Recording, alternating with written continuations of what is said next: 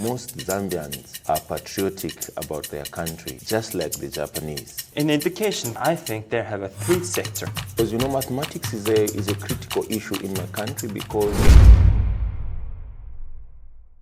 Okay, let's start this episode. And could you please introduce yourself to us?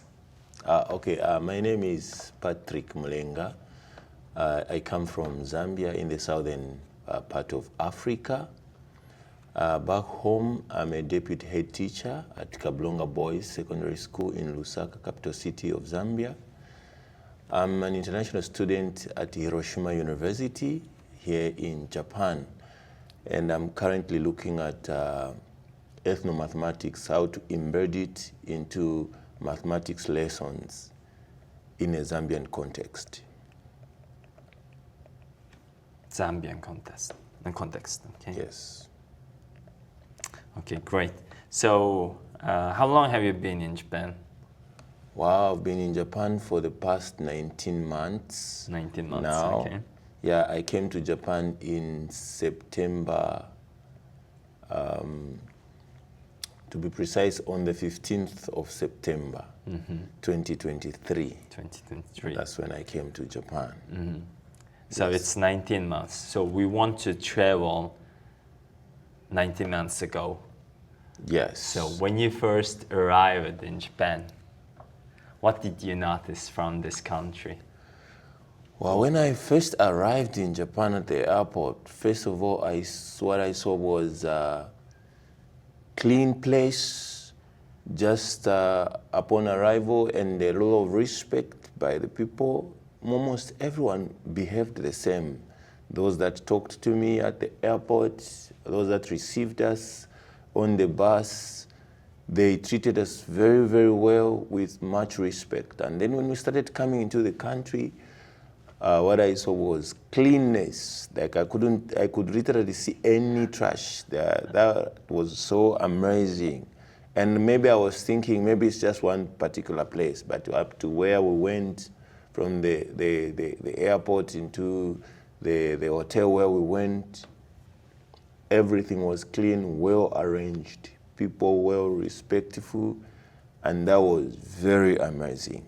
That was very interesting. Yes. Cleanliness, Exactly. well organized.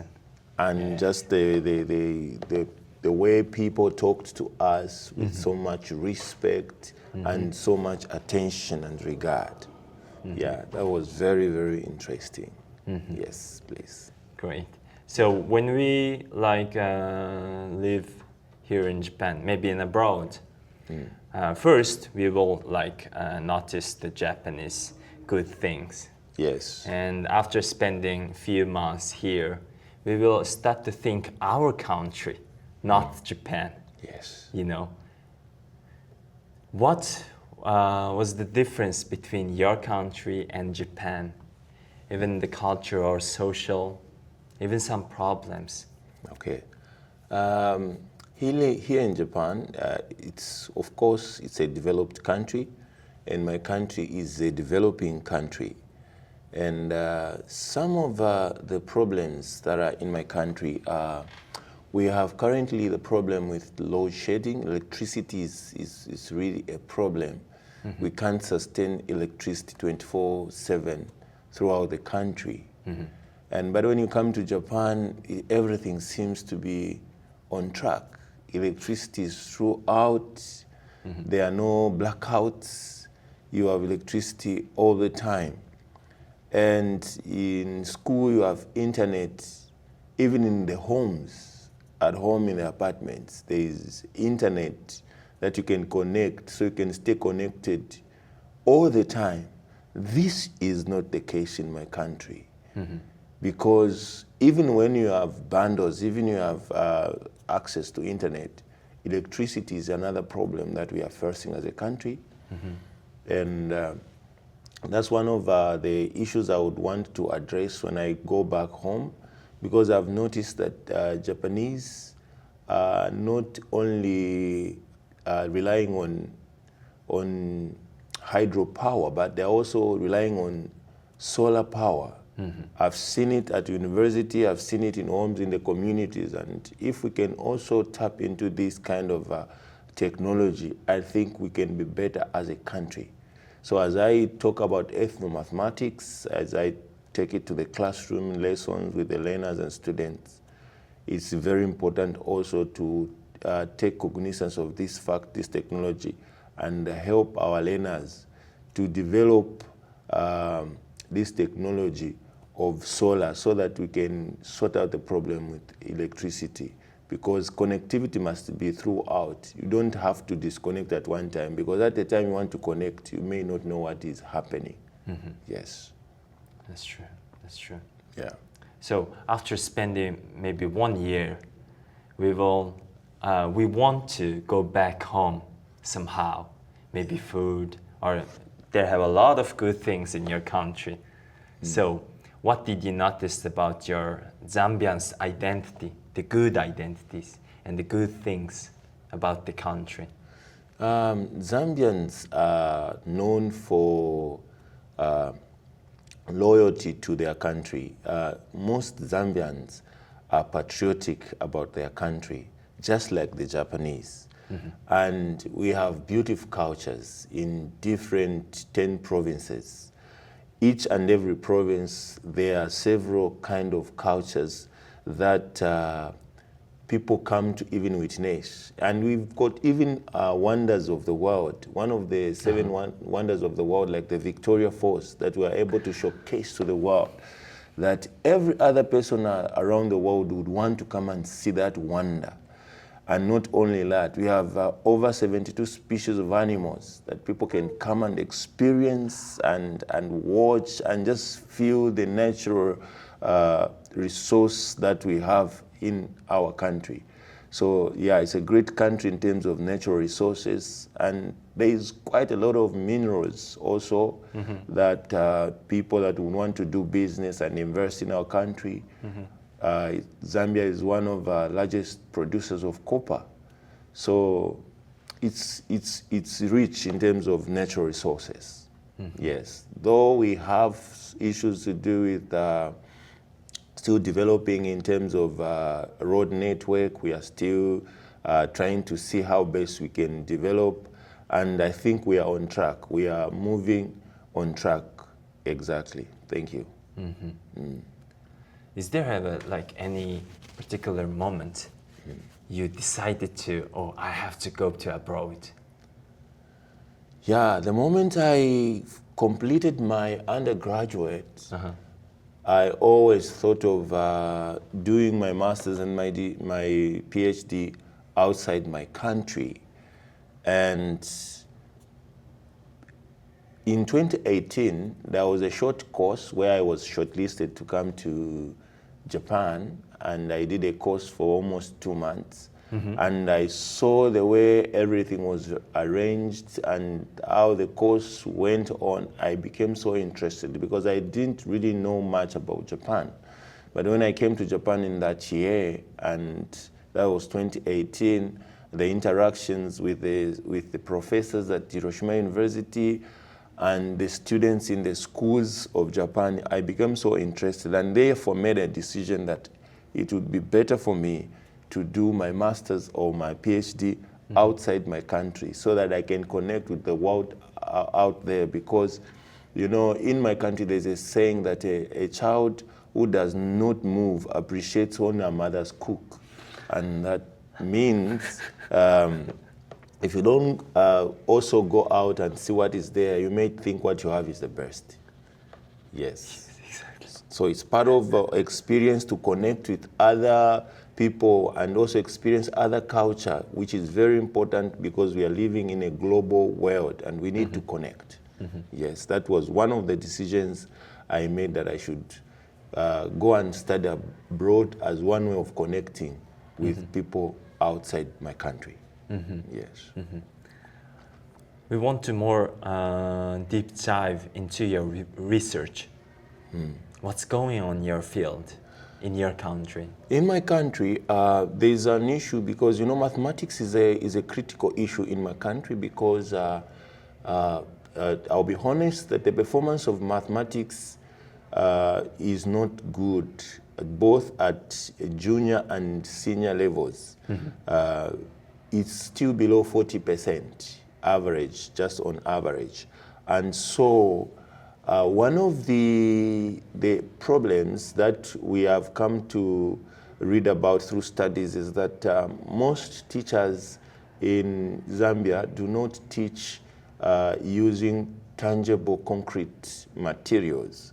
So we want to use ethnomathematics because ethnomathematics encourages us to embed local materials into the lessons, materials that are familiar with the learners. So my research is looking at ethnomathematical approach, which is using the local available resources that the students are familiar with, so that when the teacher explains concepts, students must be able to connect easily with abstract mathematics as well as the concrete materials that are able to see, because naturally mathematics is abstract, but if we teach it again in abstract, it becomes difficult for the learners to understand. And through my research so far, with the data that I've collected so far, the results are showing that indeed, when you bring local materials to classroom, students understand and they become interested in the lessons, and the performance is better than when you just teach without any tangible materials. Yes. I see. But there have some problem I found from the internet is the primary school completion rate. It is a bit low, like around 70%. Yes. Is there have any issue on the background? Yeah, actually, because you know, the best mentor in a family for a child to go to school is a parent. So if parents have completed school, they become as the best mentors for their children. But you'll find that some parents have not completed school, and therefore it becomes very difficult to motivate their children to go to school. But however, the government of the Republic of Zambia now, they are providing free education from grade 1 up to grade 12. So about 2 million Zambian children have come back to school, even those that... Wow. Yes, that's a huge number, really. That's a huge, huge number. That is. About 2 million Zambian children are in school, back in school, because the government is sponsoring them to go to school for free. And we are hoping that now statistics will change, numbers will change, and the completion rates that you're talking about, 70%, we anticipate that it will shoot and it will go high, because they don't need to worry about school fees anymore. And that was one of the reasons why students could not complete school, because of fees to pay at school. But now it's free, and therefore we expect that the numbers are rising in terms of completion rate. Great moment. Yes, very great indeed.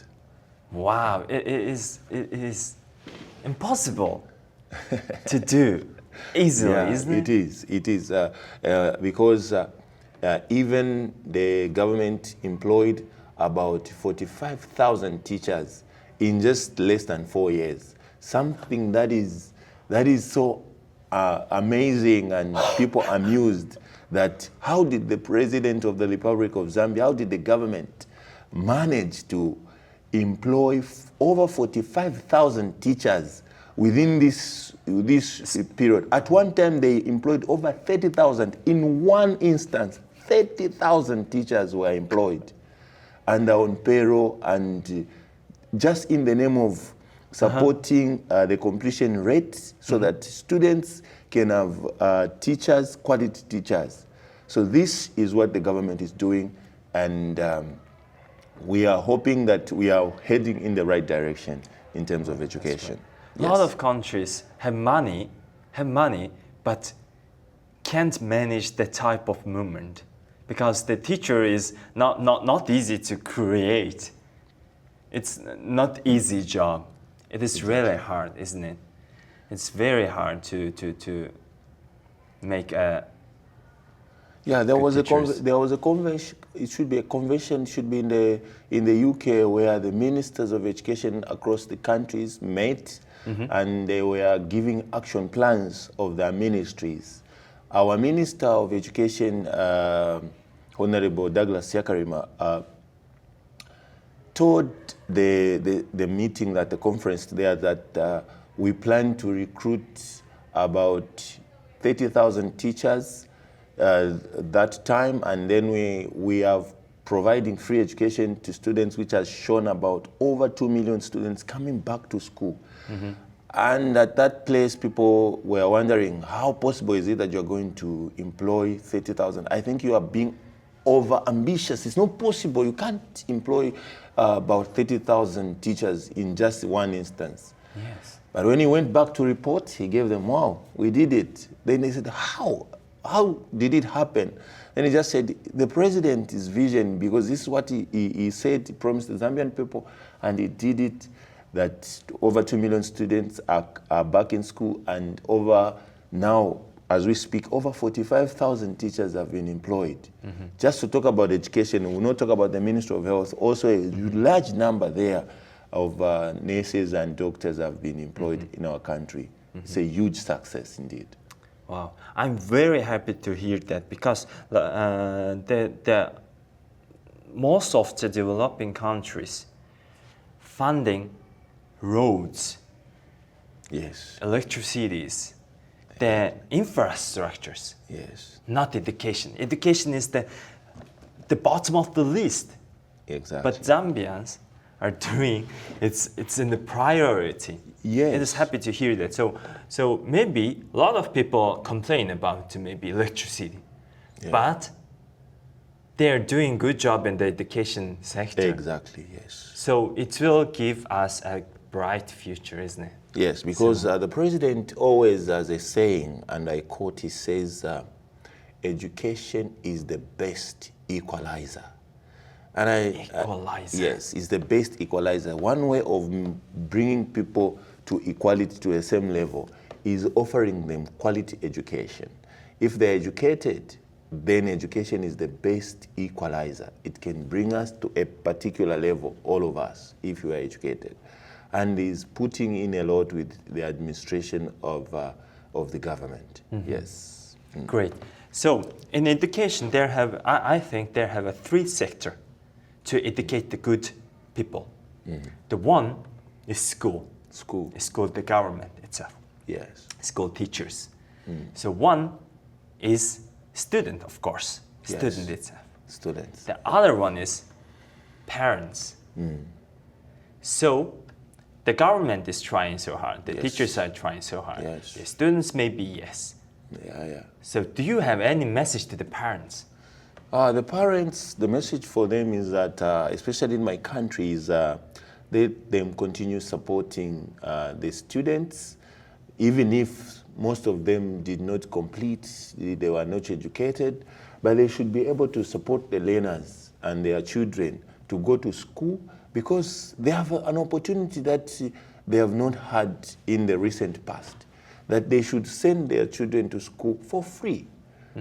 So they should take this opportunity by sending the children to school by all means, so that at the end of the day, a child can complete grade 12, and who knows, they may even get a scholarship to study abroad, country like in Japan. So meaning if a child finishes their grade 12, they can come to Japan, come and study for free, get a scholarship, and they will become better citizens and help our country to be the better country in the near future. So that is the information to the parents, that parents must encourage their wards, their children, those that they're keeping, to go to school, because as the President of the Republic of Zambia, Dr. Hakainde Hichilema, says, education is the best equalizer. Yes. So the first step they are doing is, they participate in the school. They are supporting the kids. Please go to the school. Yes. But by the way, I used to work as a high school, work in a high school. I was a counselor. Yes. So some parents are just thinking only school should educate our children. Yeah. It's the teacher's job. So we are like, okay, our kids are going to this school, so they should learn in this school. But, the most of the time, the students, the kids are having a time in their home with the family. Yes. So the parents should, I think the parents should educate themselves too in the home, not only in the school. Yeah.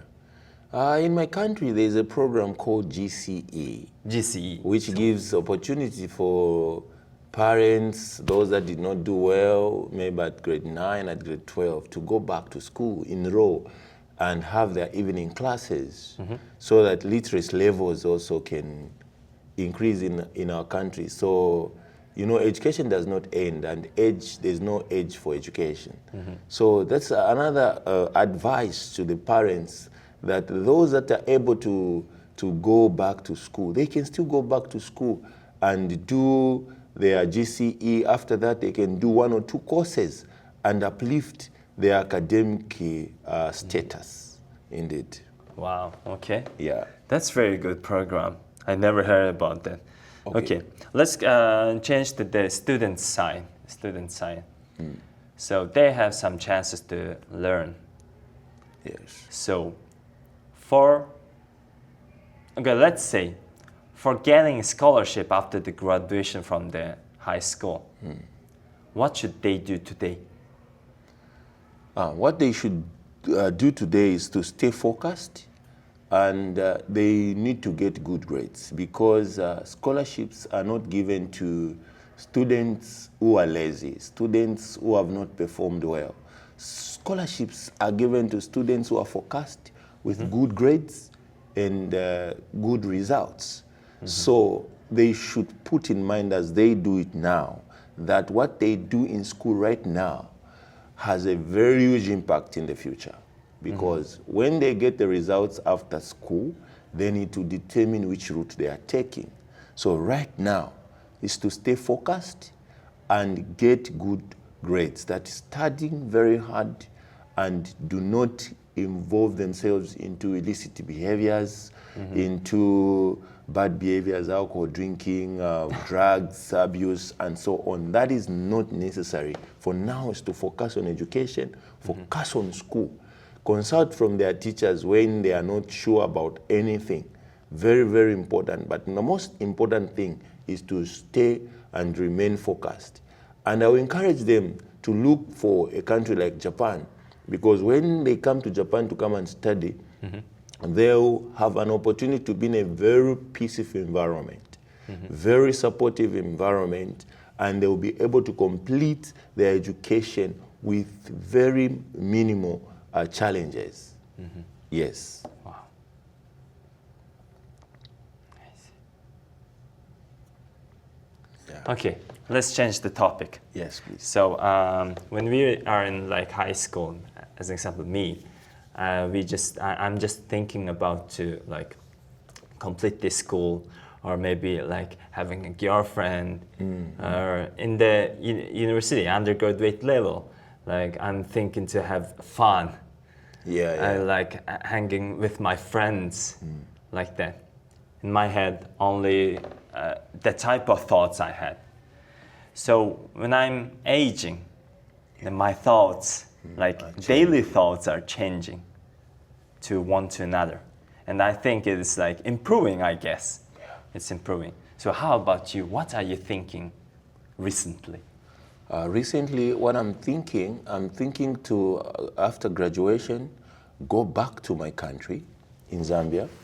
And I'm planning to join the ministry. Of course, I'm in the Ministry of Education, but I'm planning to join the Directorate of CDC, Curriculum Development Center, so that my research can find a place in there, because if not CDC, then it should be TESS. That's TESS stands for teacher education and specialized services. They are in charge of helping teachers improve their pedagogies.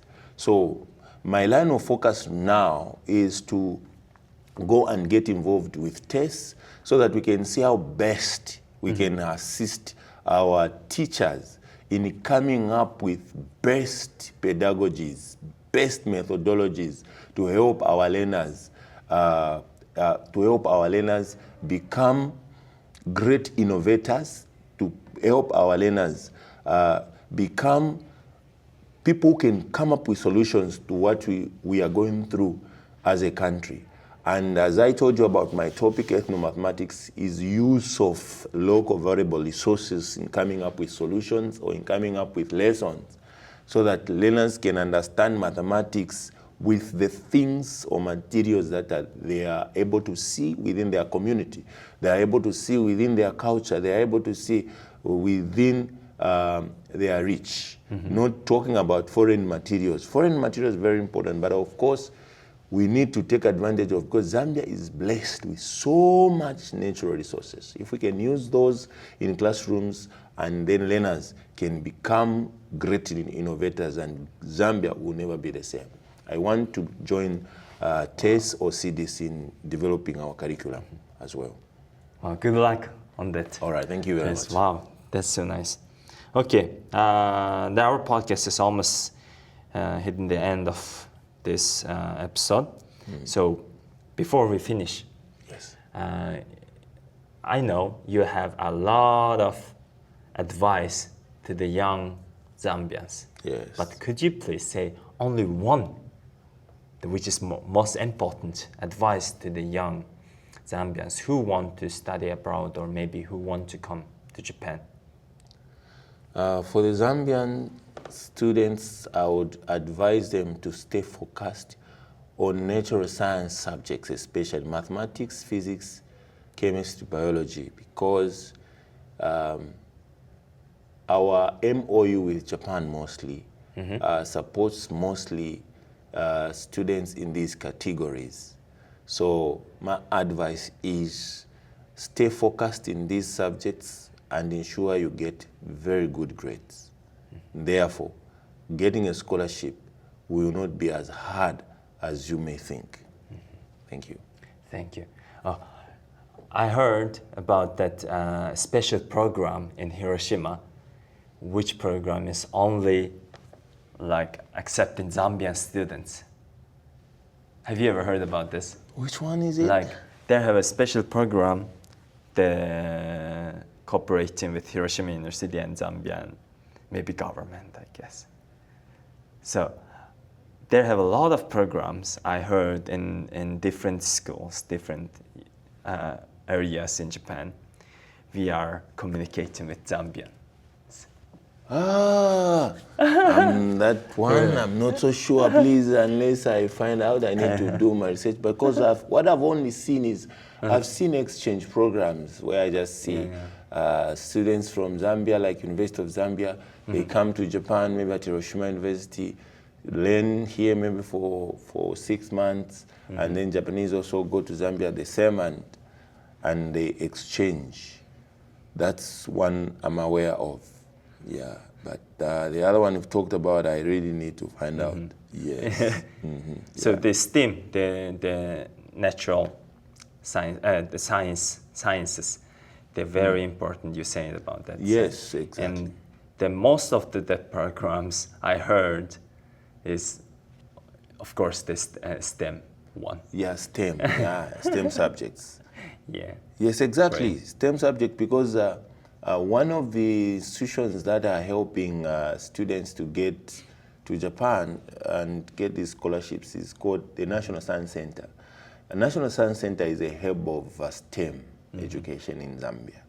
And that's where you find JETS, you know. So it's in JETS where you find engineering, mathematics, science, and technology. So it's these subjects that those students thrive in, and that they will see themselves getting these kind of scholarships, because for Zambia, that direction is what we believe will help us develop at the quickest possible speed.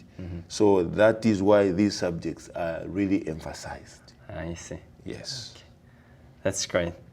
So it is the end of this episode, and thank you for watching. And please don't forget to subscribe and like. And also, do you have any question from Mr. Patrick? Please comment on below. Yes. Yeah. Right. Maybe he will read it and maybe reply it. Definitely. Right. Thank you Okay. very much. Thank you so much, and good luck to your research. Thank you so much. Yeah. See you again. See you.